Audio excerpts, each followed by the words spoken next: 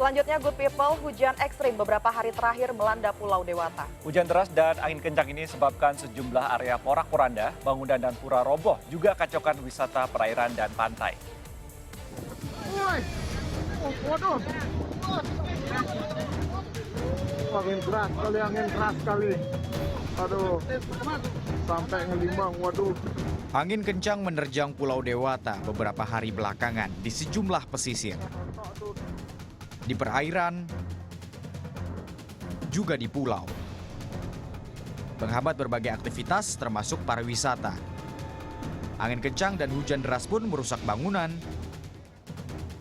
pura, jalanan. Bahkan sebabkan berbagai area porak-poranda.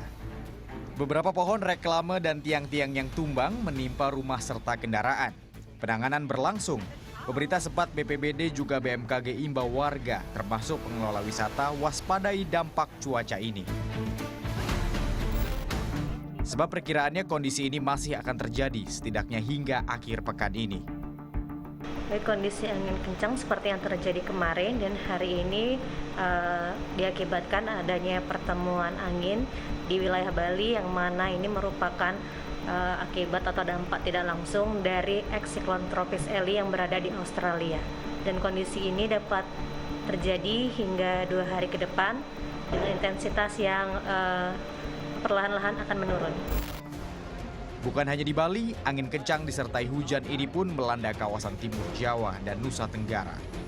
Surya Sanjaya melaporkan untuk NET.